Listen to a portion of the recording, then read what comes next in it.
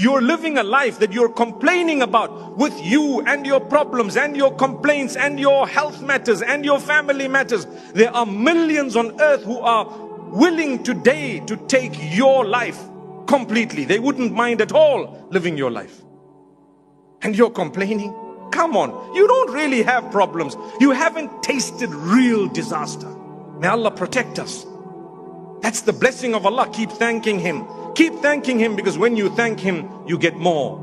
وَإِذْ تَأَذَّنَ رَبُّكُمْ لَإِن شَكَرْتُمْ لَأَزِيدَنَّكُمْ. The announcement of Allah.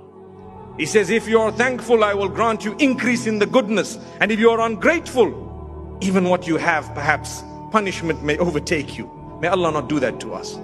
Ingratitude. Be grateful. Allah's given you. Allah's blessed you. Your problems are just a pinprick in the lives of others compared to theirs.